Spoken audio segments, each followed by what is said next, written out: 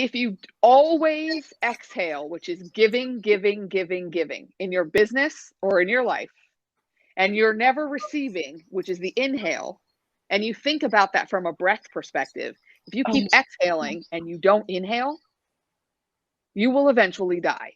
Oh, gosh. I love it. I mean, like, if you're trying to breathe and you can't breathe in, you're eventually going to die. Well, it's the same thing with business. Your business is going to fail if you're only giving and you're not receiving. So it's such an important energetic exchange. Yeah. Ooh, I love this. I've never seen it that way.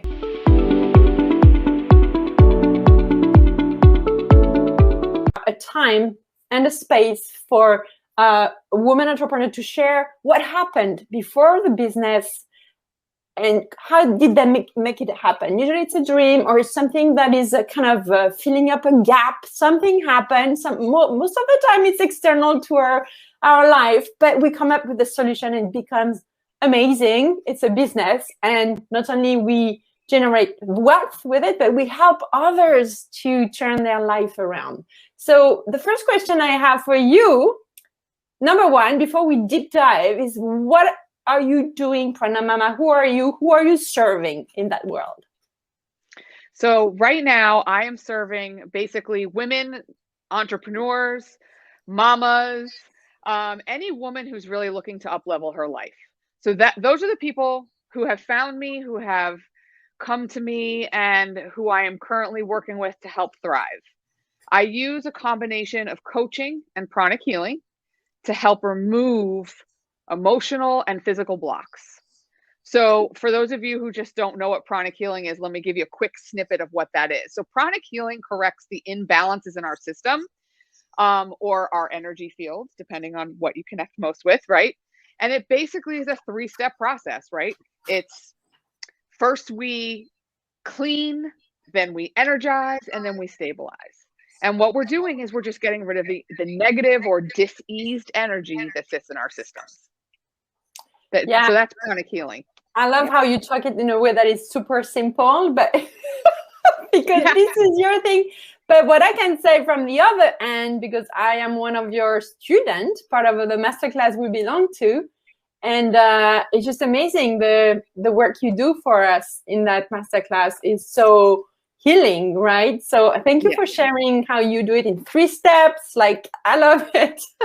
Thank you. It's so intangible, right? That's the part. Like, how do you get, like, tangibly, how do you describe that? But I love how you explained it. So how did you, when you were a little girl, between 5 and 10 maybe, what was the thing that you would play with, or you would say, come and let's play with this, or let's do this? Like, what was your thing that you think shaped who you became? So that's really interesting because I was the oldest of 4. I was also the only girl in 5 generations on one side of my family. So I was surrounded by boys. So I really didn't know what to do or what to play with. I used to go outside and like see energy, play with the trees and feel like, I would be like, come here, do you feel this? And of course everybody was like, what are you talking about? But like I felt the grass under my feet, and the sand under my feet. It felt different to me than it did to other people. So then I'd be pulled back to play with toys like other people did. And I would say, well, this doesn't feel good to me, right? So it doesn't feel right to do these things. But then I would just bring the toys outside and we would do things outside. And it was like, oh, this is better. Interesting. So I just always wanted to be in the grass, near the trees, or near the ocean. So that's kind of what I did as a child, but I was also able to see that there was energy moving around all of these things that nobody else could see or feel. It was really a feel, not a see. And I just kind of kept it to myself because when I started talking about it, people would say, what are you talking about? And so I just sort of kept it to myself. I was like, okay, I won't talk about that anymore. Oh, that's interesting. So how deep did you have to keep that in you, and then when did you choose to open up about it? What happened?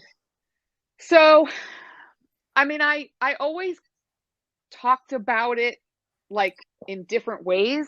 So what would happen is, as I grew older and I always hung out with adults. I always preferred to hang out with the adults and not the children, because the children would tease me.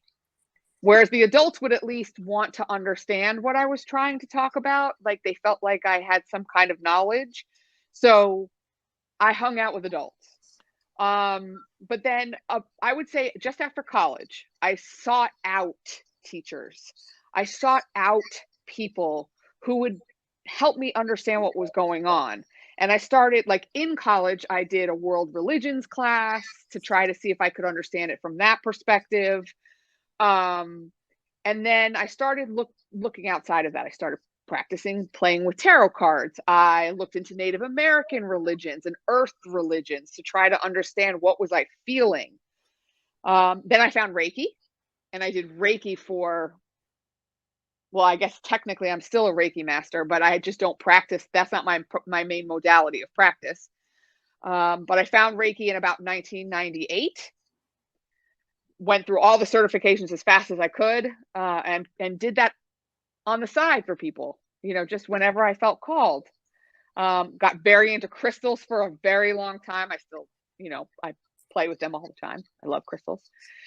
And then I found pranic healing, and everything there was just a huge shift for me when I found pranic healing. And then at the same time, I found Tracy Litt, and my mindset shifted, and it became a whole different world for me. Tell us more about what you call pranic for people who are not familiar with that term. Sure. So prana is energy. It's the same thing as, so the ki in Reiki, the chi, when people talk about the chi, it's just energy. And prana, the main sources of prana are the sun, the earth, and the air. Those are the main sources of prana. And the reason I was so attracted to trees is because it's actually the embodiment of all three, right? Because the tree roots into the ground. It is the exchange of air, right? It gives us what we need and we give it what it needs. And then it requires the sun to grow.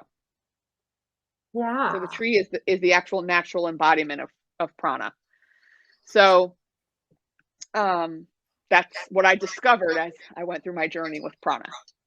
Okay, so you discovered all of this, and it's like many years, right? And then how do you turn that into a business? Before even thinking business, when you realized that you had this in you, that you could actually expand that beyond yourself, what was your most burning desire before even starting your business? So first I played with like I would put my hands on my mom and I would say, "Can you feel that?" My husband, my kids, even before my husband and kids though, it was, going to Reiki circles, which were beautiful things where you could be in a circle of people and everybody gave Reiki to the person next to them. It was like, like a massage circle, but it was Reiki instead. So that was my first true, just like enjoying it. And then what happened was friends of mine were starting to reach out and say, "Hey, can you help me with this?" And I would say, "Sure." And I would just do it. Didn't really think of it as a business or even about charging anything. And then as it kind of spread, I realized that there's an energetic exchange that happens with business. And this is the piece where when people have a hard time charging money for things, we have to think about the energetic exchange that has to happen for people to truly engage in what's happening with them. So in order for the healing to be complete on a larger scale, there needs to be an energetic, you're going to give me something, I'm going to give you something. Okay. Now the amounts aren't as important until you get to a point with business, right? Where you're starting to scale your business and figure out your monies and things. But even with friends and family, they need to be able to exchange monetarily. Okay? So it's important to think about those things. It's also important to recognize that it's still your time, your energy is expelled when you do healing. This isn't something that just happens. And so you need to be able to receive and give. So there's a saying that you live somewhere between the inhale and the exhale. Well, Master Choa, who is the modern founder of Pranic Healing, will say this. If you always exhale, which is giving, giving, giving, giving in your business or in your life, and you're never receiving, which is the inhale, and you think about that from a breath perspective, if you keep exhaling and you don't inhale, you will eventually die. Oh, gosh. I love it. I mean, like, if you're trying to breathe and you can't breathe in, you're eventually going to die. Well, it's the same thing with business. Your business is going to fail if you're only giving and you're not receiving. So it's such an important energetic exchange. Yeah. Ooh, I love this. I've never seen it that way. Ooh, yes. Yeah. Yeah. So what would you say to all of us when we have phases where we don't sell anything and we get frustrated? So what is it? Is it energy? So there's a couple things, right? And this is actually a really great way to explain the idea of the masterclass that I actually have coming up. But in general, what it usually is there's a block. And blocks can happen for a variety of reasons. One, and not the least of which, can be trauma. And I say that because people, when they hear the word trauma, two things happen. One, they're either triggered, right? Because they go, oh, trauma, which makes perfect sense. And if that's happening to you right now, just put your hand on your heart and breathe. Okay. Now, if that's not what's happening to you and you're going, why does everybody talk about trauma? I don't have any trauma. I haven't been traumatized. Here's what I'm going to tell you. Everybody has trauma. It doesn't necessarily mean that you've been traumatized. But that doesn't, if you've had a surgery in your life, you have had trauma. Okay? Right? That's physical trauma that's happened to your body. Like, ladies, if you've had a C-section, hello, I've had a C-section, your body has experienced trauma. Now, it's not necessarily self-inflicted or somebody didn't do something negative to you, but your body has experienced trauma. You had a surgery in your life. Okay? Yeah. So there's that. It's super important to remember that this is what happens. So I would guarantee that there are very few people on the planet that have not experienced a trauma of some kind. Okay? Anytime you have stitches, anytime you have a serious wound, that's physical stuff. If you've had pneumonia, right? It scars your lungs. That's trauma to your lungs. I mean, so just to normalize trauma for a minute. So what happens is, if you don't remove the energetic congestion that is around those areas in your system, it sits there and it builds up and it builds up and it builds up. And it does one of two things. One, it causes an energetic block to your system so that the energy doesn't flow freely, so that you can't do all the fabulous things that you want to do. Or two, it creates fear in your system, where your system, not your mind, but your system is in fight or flight all the time. And if you don't figure out how to release that, then how could you possibly let anything amazing come in? Because you're constantly going, I'm waiting for the next thing. What's the next shoe that's going to drop? I really want this, but energetically, I'm like this. We need you to be energetically like this. Dream big. So everything you want comes. Yes, dream big. It's really that simple. And it's just, there are certain chakras that you can clean out and clear out and make sure there's no negative attachments, and you're good. You'll be aligned. I mean, some people need mindset work too. I'm not gonna, say this is the only thing you need. It should be in conjunction with making sure your mind is in the right place. Right? That's the beautiful thing about the work that I do. I will never tell you this is the only thing you should do. Ever. ever. Whether it's a physical issue or an emotional mindset issue, doesn't matter. With healing, you should always be coupling at least energetic healing with mindset work, with a therapist if that's what you need, with a regular doctor. For example, with cancer. When I work with cancer patients, I'm never going to tell them to not go to their doctor. But what I am going to tell them is that if they do work with me, I'm going to help get rid of some of that negative energy that surrounds the problem and help heal them faster. Not alone, in conjunction with. Very important. Wow. Okay. So I love it, because the question was like, what was your burning desire before you even started? And then, so it's because everybody got attracted to you, and then it opened up so much to you immediately. And then, so what was the biggest struggle for you at the time to make it happen as a business? Because I, probably like a lot of your listeners, that wasn't my trajectory. Like my family, I suppose, had me set on a course of, you're going to be a business person. And then I was like, well, okay. And so I went education because I love to teach. In a million years, I never thought I would be teaching this, which I love to teach. Like, I just, I know, we can see. So, yeah. So for me, it's like, okay, I went education. So I went to school for a master's degree in education. I was a teacher for a long time. Then I was an assistant principal. I've worked in higher education. And for a long time, this was what I did on the side. This was like my balancing act. Right? So I would work 9 to 5 and I'd heal people for a few hours in the evening and on the weekends. And, okay. So my struggle was, how do I do this all the time? And that struggle was, for the last 3 years or so, has been incredibly difficult, because the more and more I did with energy work, the more and more energy work I wanted to do.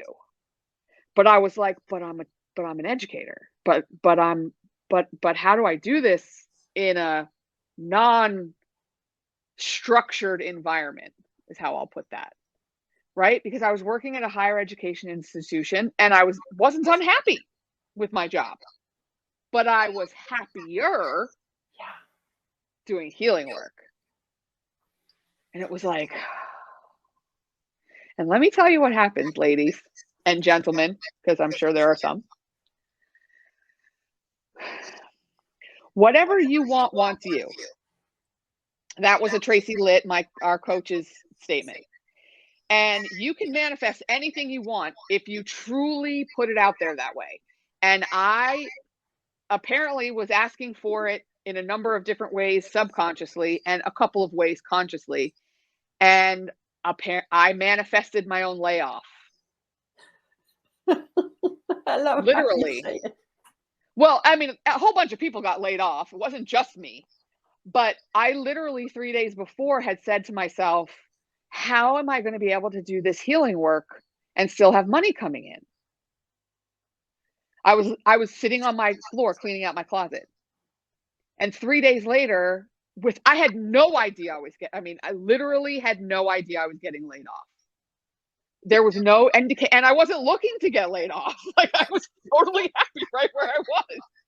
And then all of a sudden it happened, and it was like, did I just manifest that? And it was really like, yeah, I did. I made this happen. I was ready.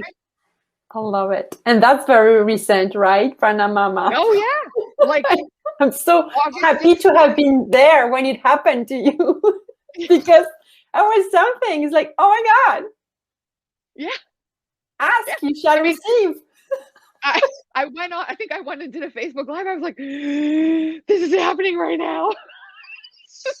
But, and everything falls into place right after that. But you really have to just remember who you are and what is made for you and what is your goal. Because I think we get caught up sometimes in what we're supposed to do, the shoulds, instead of the what will actually make me feel good right now? What will actually make me happy? And so for those of you who are stuck with your businesses and trying to figure out what to do, you got to just go for it. And listen, I have a family of, there's 3 kids in my house right now. One's in college. So this isn't like, I'm not asking anybody or telling anybody to throw caution to the wind and don't worry about your bills. It's not what I'm saying. But what I am saying is take conscious steps to make your dream come true. Yep. Write it in your journal. Think about it every day. Take baby steps towards that goal, because otherwise you are literally going to stay right where you are. You don't have to jump. I love it. I love it. I love this. Thank you for sharing this, PranaMama. So now you're there. It's accomplished. It's your full-time business. So what do you want to accomplish? Oh, so, well, right now I'm in I'm in 2 certification programs right now. One is the next level of pranic healing, but the other one is a certified mind magic practitioner.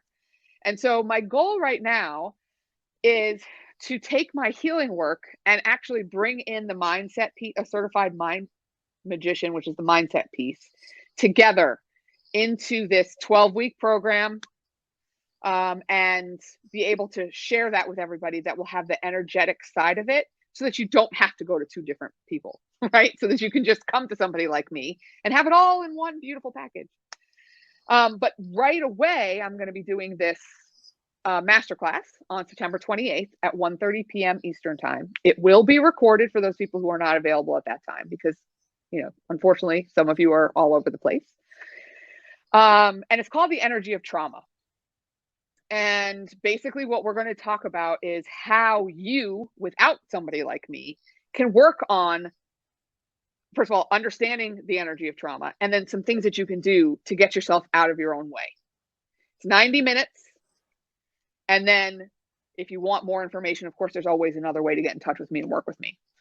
But the most important thing to understand is we're going to talk about that trapped energy and how it gets there and how we get out of it. So, and of course, every time I do a class, there's always a little healing in there. So, yeah, and I love your healings. And yes, I have to register. I'm not registered, but okay, the link for Instagram, send me a DM or send a DM to PranaMama for the link. And on YouTube, Facebook, and the podcast and LinkedIn, it's right there on below the video, and I'll put it in the description after, pranamama.as.me/energy of trauma. And if you can find the link, just DM us, okay? We'll give you the links, right? So all this, and then what did you, so I like that question a lot, because you have all that experience going from being the kid who feels different, feels connected differently, and then, okay, doing that on the side, then how can I do more of it? Then get laid off from the job, and now living the dream, basically. Mm-hmm. So what's something you thought was true that was proven wrong to you through all that journey? Oh, that I would never have any clients. I mean, I remember, I will tell you that I put out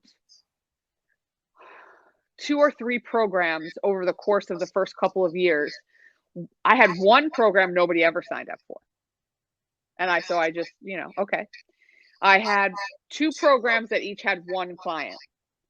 The first time I had 1 client, I actually canceled the program and said, oh, would you rather me just give you some sessions of healing? That was fear. I absolutely could have just run the program with her. But at that point in my journey, I was terrified. I couldn't believe it. I was embarrassed. I was all kinds of shame and fear, which was fine. The second time I had 1 person, I ran my program just as it was. She had the best experience. She told everybody about it.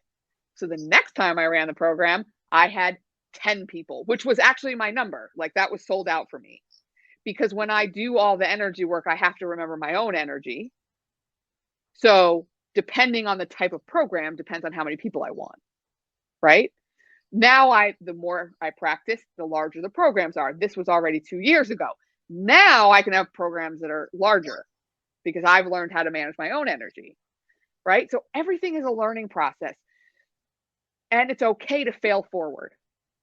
And those are things that I learned that were so important, because I could have just stopped right there and just never had a business. Had I not kept going, there would be no more wellness, no PranaMama, no, not doing any of this work. And now I don't know how to not do this work, right? When I'm with a group of people and I see them struggling, I will say, would you like me to help you with that? Yeah. And I'll just start working. It's like, you just do it.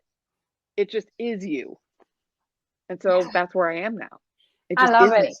So I know it's been very fresh that you're full-time in what you love to do, but did you notice already the first big payoff for you, whether it's financial or something else? Like you said, yeah, oh, that's it. Yes. So I have had two clients now that one is brand new to me, right? The other one is actually a fellow healer, does the same work that I do, but he's in a different location. He has reached out to me and has me on a retainer to be his healer so he can keep his energy up. Wow. So now I'm on a retainer with him, something I never thought would be the case. And then I have another client who not only wants to pay me for sessions, but also wants to be able to text in between, and which I usually do with my packages, but he wants a whole nother level. So another retainer client.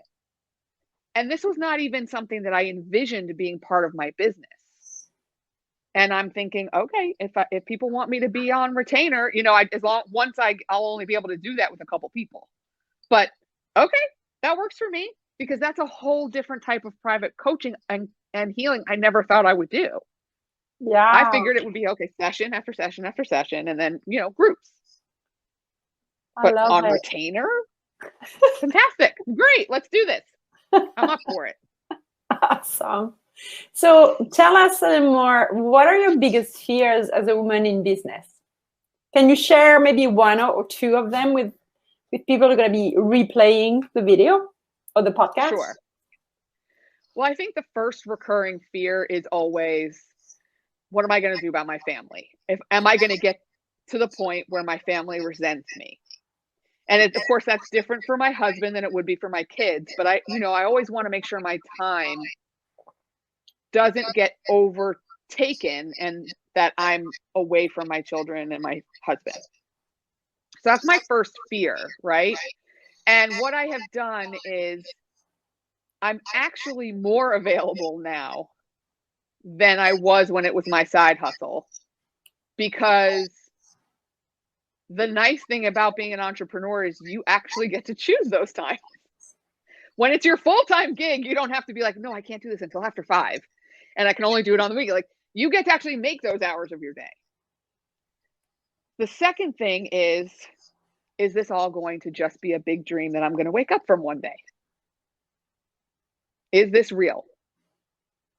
Or is it going to be taken away from me? And here's the piece that I had to come to terms with to get past that. This is a business that I have to wake up and want to do and play with every single day. Now, I take days where I don't play with it all day, like Saturday and Sunday. I just get up and I play with whatever's coming into my head, but I don't work necessarily, because those are my family's hours, right? Not because it's any different than any other day when you're an entrepreneur, but my family's off at that time, so I try to spend as much time with them as I can. But it's so important to remember that when you're an entrepreneur versus being at a business, you have to create your schedule. You have to be in business. You are the CEO. You are the board. You give yourself the tasks. So this isn't something you can just kind of do. This has to be everything you do. So the nice thing about that is I now schedule in, like I have my list, but in the day, I'm like, oh, this is my creativity time. This is my reading time. Like that's part of the work that you do now, right? That's where you start building and playing and brainstorming. And, yes, you do stop and you go for a walk, because that's how you get your brain working again. So those things you used to be afraid to do in one space, don't be afraid to do in this space to fill up the hours of your day. And then I would say the last part is, your mind will always tell you that anytime you try to do something new, your mind is going to say no to you. And it's going to give you every reason in the world to stop doing it and go backwards. So instead of trying to go for the big thing first, take the small steps and stop and breathe. Take another step and stop and breathe. And the reason I say breathe is because most of us don't breathe correctly anyway. But breathing normalizes your body, right? And if we normalize along the way, instead of going full force towards something and then trying to normalize your system, you're basically causing shock to your system if you go full forward. Your body doesn't have time to catch up. So you just create safety for yourself. Bring your system down a minute.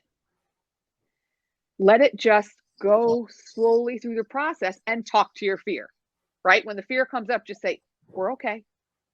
We're okay. We can do this. You're not a dinosaur. The dinosaur's not trying to eat you, right? Like the shark's not coming. That's not the fear we need right now. The fear we need right now is just to remind us to take it a step at a time. I want to show you something. Sure. Ooh. This is my little pot of fears. Oh, I love that. Does fear sit with you every day on the table? So I look at them, I stare them. If they're loud, I'm like, stay in your pot. Look at us. Look at us. I love it. I love it. I love it. You have to play with your fear. You just do. Yeah, you do. Oh my God. I could spend the night talking with you, but I know we're not supposed to do that. But okay, so maybe one more question. Sure. What is your relationship with social media as a business owner and as I think it's time to breathe. We should do the breathing. I just got my alarm. Oh, okay. So hand on heart.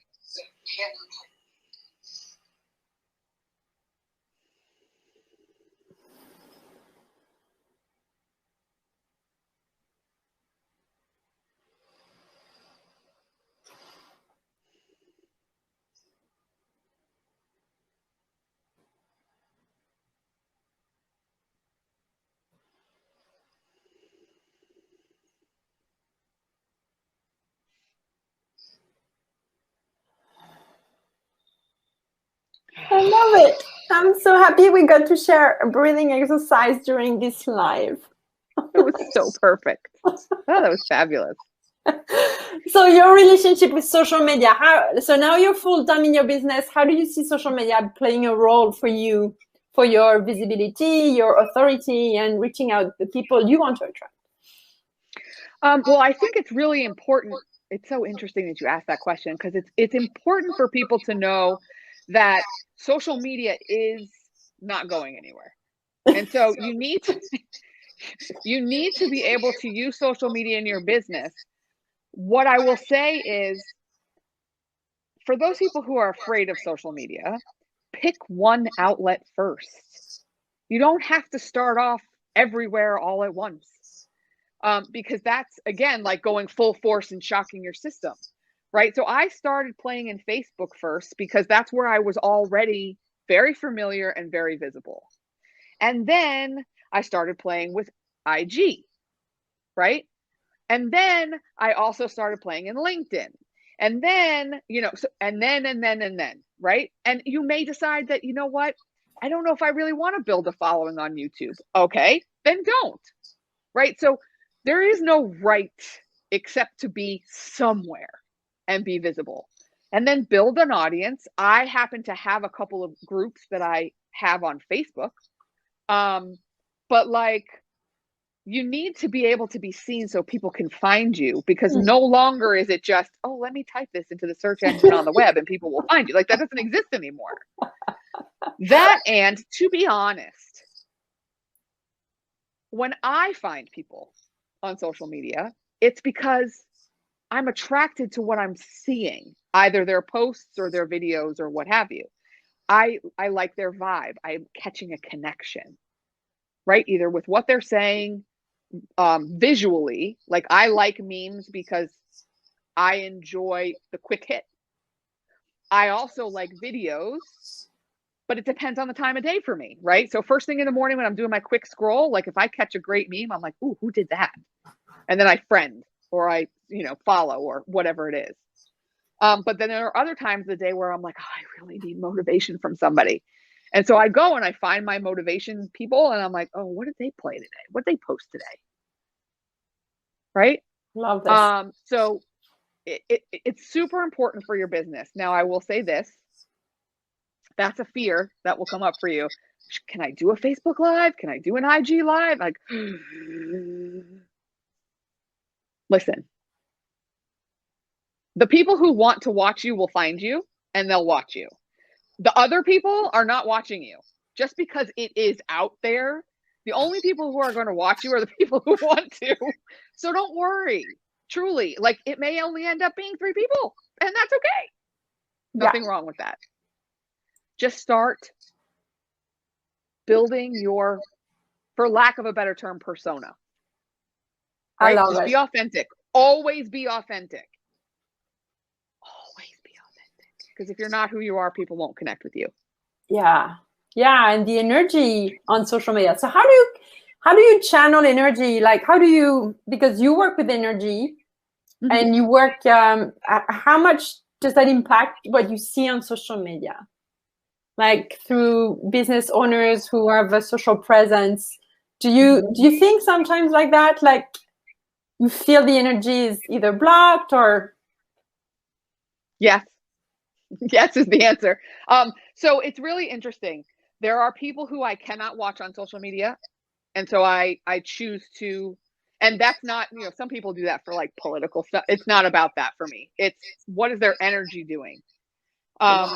Especially when they're not authentic.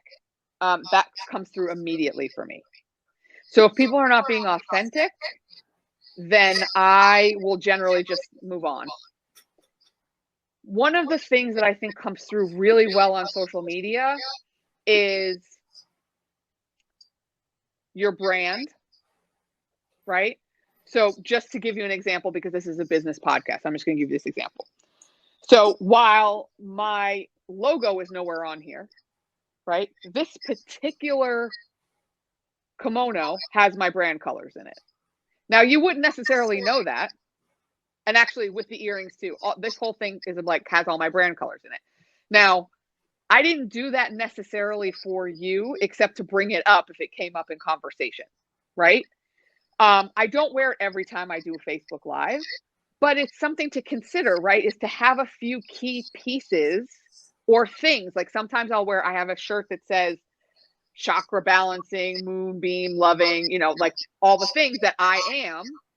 And I'll wear that sometimes. But you want to wear things that truly represent you, not, don't unintentionally make yourself up. Don't not be you.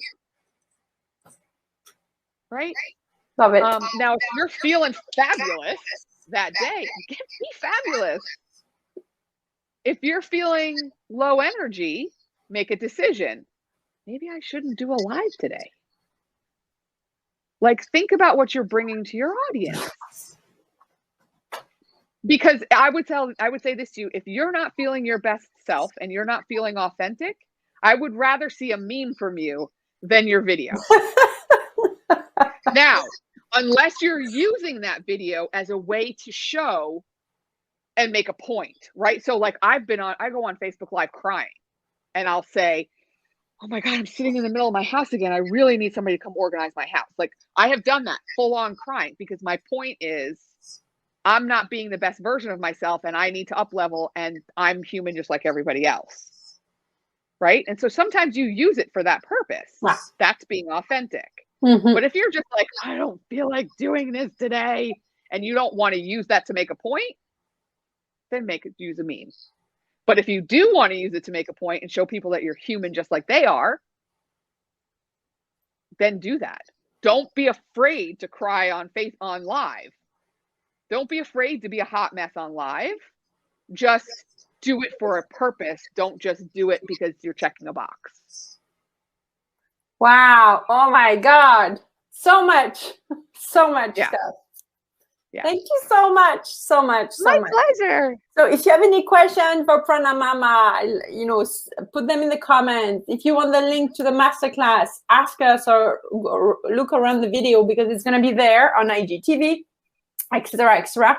And thank you so much. Oh my God, that energy you have.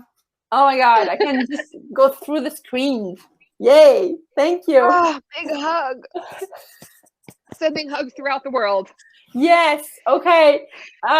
So anything else you want to add before we say goodbye? Just send good love, good vibes, good energy to you all, and namaste. Namaste. Have a fabulous day. Thank you. You're welcome.